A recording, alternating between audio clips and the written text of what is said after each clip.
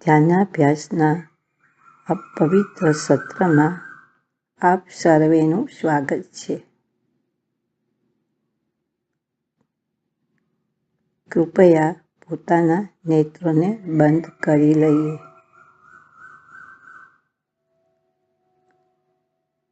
મૂર્ત પદાર્થોથી સંબંધ તોડીએ.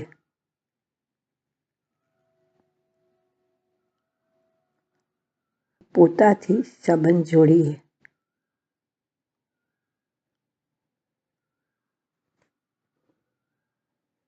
પોતામાં સુખ છે, મૂર્ત પદાર્થોમાં સુખ નથી.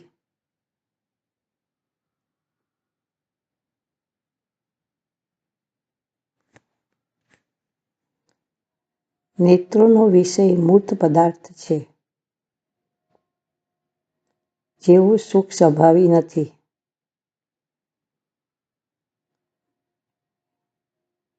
નેત્રોને બંધ રાખવાના છે,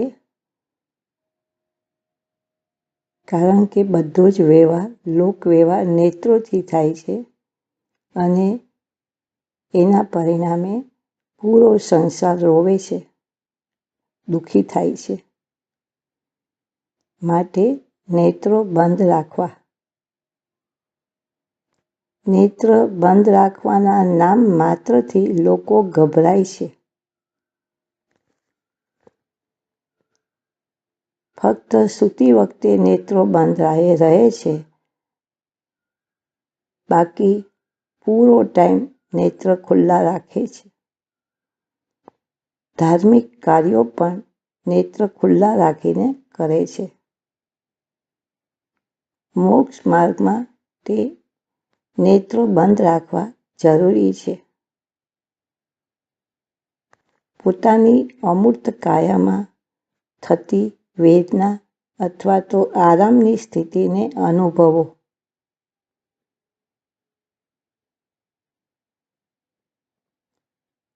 આનાથી હું છું એવી પ્રતીતિ થાય છે.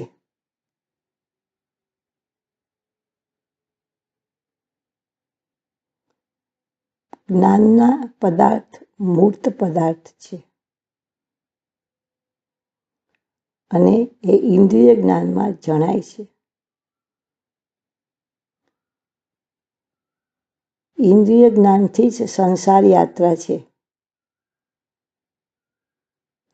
એક જ શરત છે કે ઇન્દ્રિય જ્ઞાનનો નિરોધ કરીએ.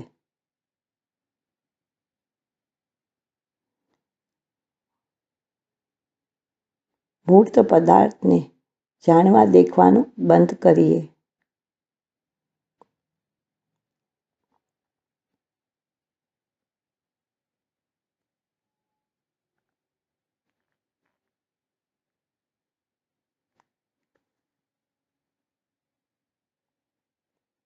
બહારથી જોડાઈએ છીએ ત્યારે આપણે પોતાથી ચ્યુત થઈ જઈએ છીએ. મોક્ષ માર્ગની શરત છે કે નેત્રોને બંધ રાખવા. પછી જ મોક્ષ માર્ગની શરૂઆત થાય છે. બંધ નેત્રોથી જ આપણે આપણા સ્વરૂપને અનુભવી શકીએ.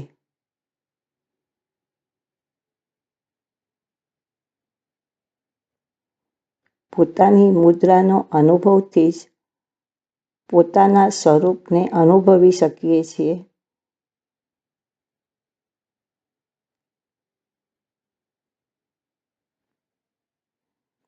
આ હું છું એવી શ્રદ્ધા દ્રઢ થાય છે.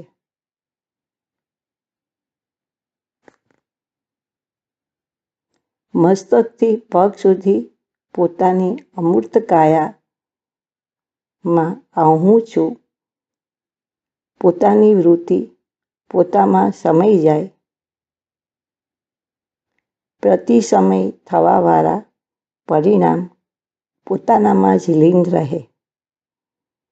આનંદરૂપી સરોવરમાં ડૂબકી મારીએ.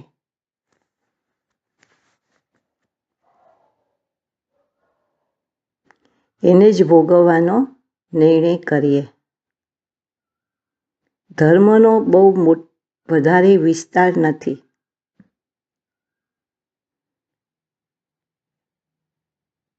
ધર્મના નામે ધાર્મિક ક્રિયામાં અને લોકો ખૂબ જ કડક વ્યવહારમાં લાગી રહે છે, કટ્ટરપંથી બની જાય છે અને પોતે સ્વાનુભવથી વિમુખ રહે છે અને પૂરું જીવન આમ જતું રહે છે. પ્રાપ્ત શરીર પ્રમાણે આપણો મનુષ્ય આકાર છે.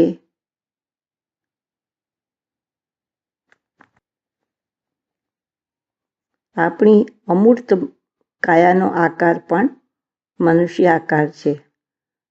અનાદિથી આપણે મૂર્ત શરીરની સાથે અને મૂર્ત કર્મોથી બંધાયેલા છીએ. આ રોગ અતિ પુરાણો છે. જીવોને એનાથી મુક્ત થવાની ચિંતા નથી. નિશ્ચિત રહીને વિષયો ભોગવે છે. મૂર્તની સત્તા બળવાન છે. એના વગરનું જીવન પણ કલ્પના કરી શકાતું નથી.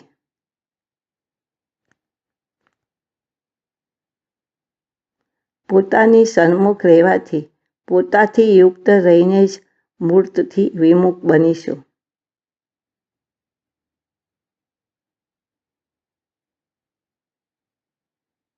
ધ્યાનની ક્રિયાને જાણતા નથી અને એને હળવાશથી લે છે. સ્વાનુભવ સિવાયના બધા જ કાર્યો તુચ્છ છે. કોઈ આપણું હિત નથી. એનાથી સંસાર જ પળાય છે.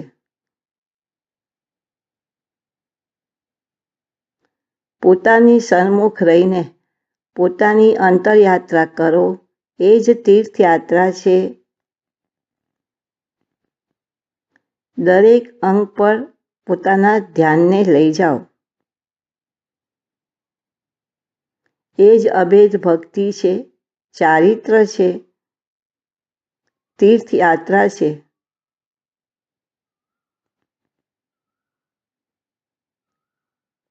ધર્મ છે. જીવનમાં આની સ્થાપના કરો. પોતાના ધ્યાનને મસ્તકથી પગ સુધી રાખો.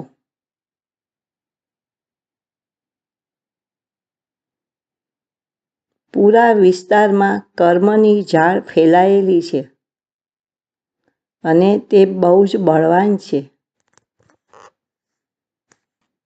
તેને આપણાથી જુદી કરવાની છે.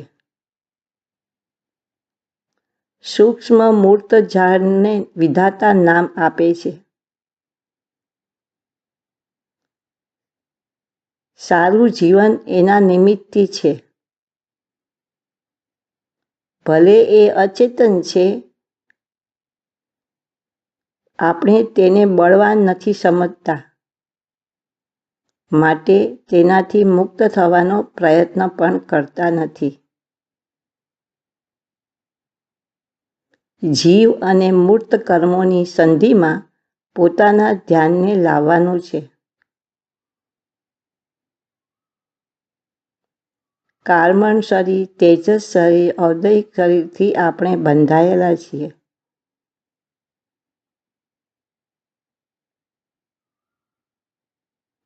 પરંતુ આપણને એની ચિંતા નથી. આપણે પોતાને મુમુક્ષુ માનીએ છીએ, ઈમાનદાર માનીએ છીએ, ધર્મી માનીએ છીએ, પરંતુ ધર્મનો કિંચિત પ્રવેશ નથી.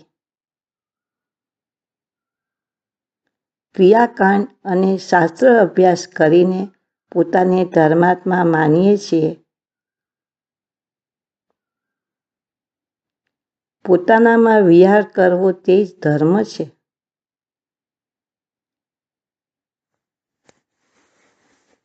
પોતાના ધ્યાનને પોતાના કરકમળો પર લઈ આવો. હથેળીના મુખ આસમાન તરફ રાખો.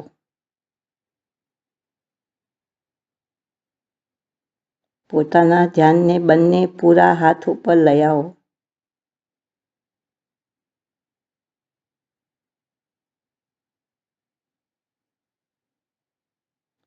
હથેળી ઉપર પોતાનું મુખ્ય ધ્યાન રાખો.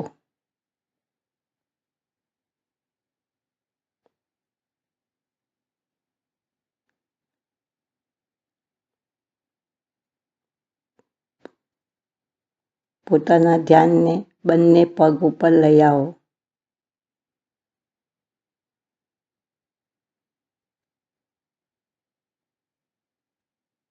પોતાના ચરણ કમળ પોતાના દ્વારા જ પૂજ્ય છે.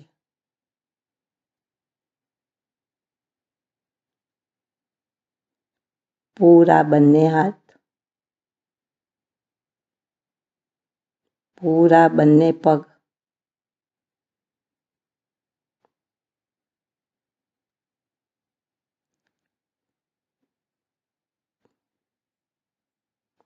પોતાના વિભિન્ન અંગોમાં જે ભિન્ન ભિન્ન સંવેદનામાં અંતર પડે છે તે કર્મોને કારણે છે.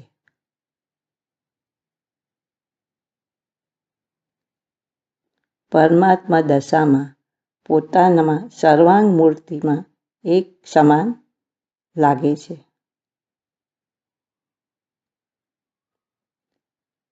પોતાના ધ્યાનને પેટના ભાગ પર લઈ આવો.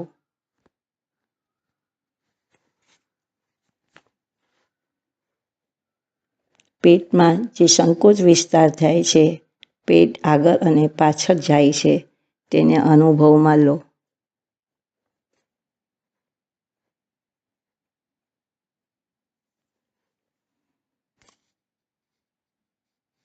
પોતાના ધ્યાનને પોતાની છાતીના ભાગ પર લઈ આવો.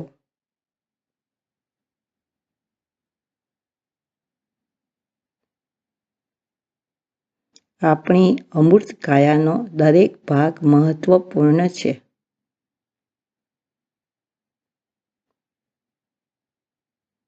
જેવી પણ સ્થિતિ છે, જેવો પણ આકાર છે, એ પરમાત્માનું રૂપ છે. આનંદના ખજાના રૂપ છે. પોતાના ધ્યાનને પોતાની પીઠના ભાગ પર લઈ આવો. ડાબી બાજુનો અડધો પીઠનો ભાગ, જમણી બાજુના અડધા પીઠનો ભાગ,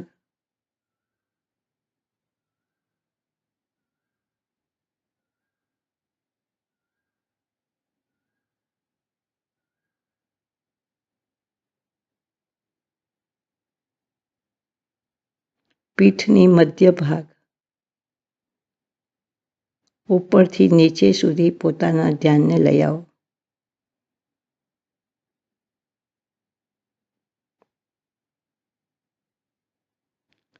પોતાના ધ્યાનને પોતાના વિભિન્ન અંગો પર, વિભિન્ન ભાગો પર ક્રમે ક્રમે લઈ આવો.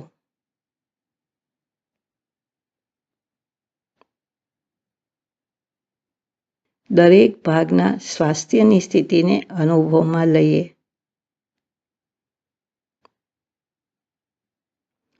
જેવું પણ આપણું વર્તમાનના સ્વરૂપ છે, તેને જ ભોગવવાનો આપણો અધિકાર છે.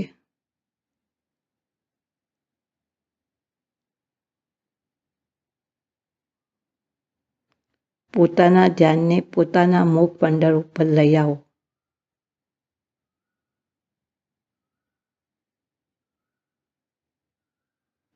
અહીંયા પાંચેય ઇન્દ્રિયો છે.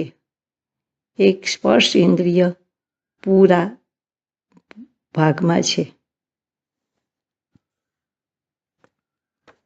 સર્વાંગમાં છે. લોકમાં આપણો પરિચય મુખમંડળથી થાય છે.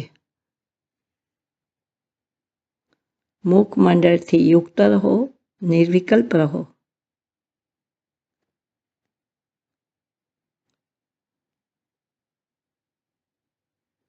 એક એક અંગ પર પોતાના ધ્યાનને લઈ આવો.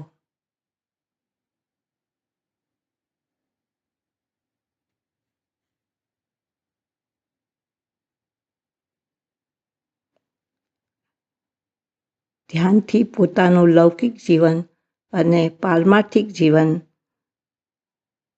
ને સુખદ બને છે.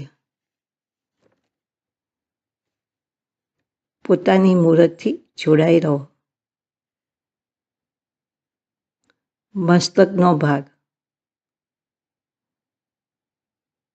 આને ઉત્તમ અંગ પણ કહે છે. આપણું સમગ્ર જીવન મસ્તિષ્કના ભાગથી નિયંત્રણ રહે છે.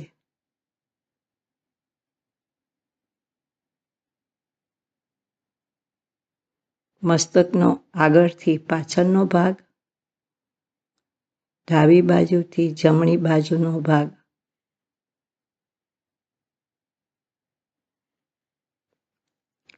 પોતાના ધ્યાનને પોતાના લલાટ ભાગ પર લઈ આવો.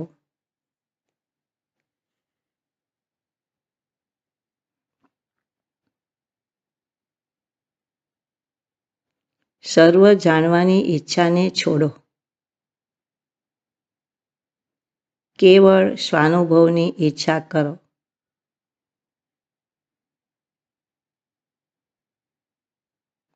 બંને ભંવરની વચ્ચેનો ભાગ, ભૂમધ્ય.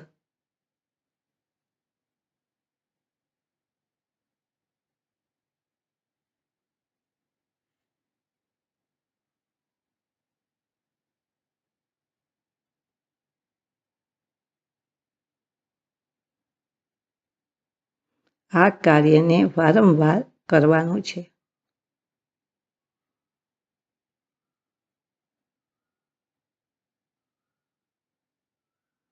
પરમાત્મા પદ પામી લઈએ પછી આ કાર્ય કરવાની જરૂર નથી.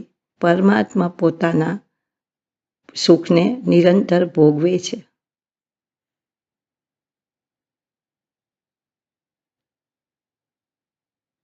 પોતાના ધ્યાનને બંને નેત્રો પર લઈ આવો. બંને કાન,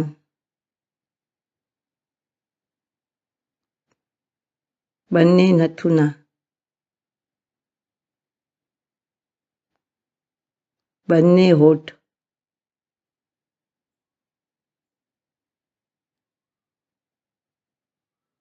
મુખની અંદર આવો.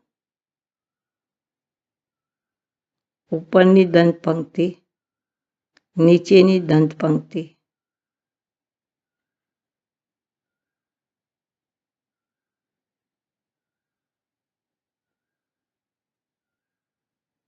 નાસિકાના ભાગ પર આવીને શ્વાસોશ્વાસની ક્રિયાને અનુભવો. પૂરો ચહેરો, ડાબા ગાલથી જમણા ગાલ સુધી.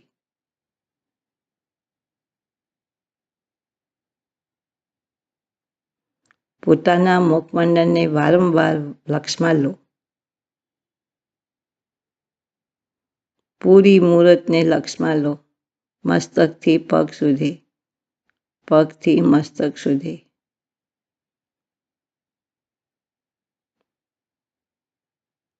પોતાના સુઝાવથી, પોતાની પ્રેરણાથી, પોતાની સન્મુખ રહેવાનો પ્રયત્ન કરો.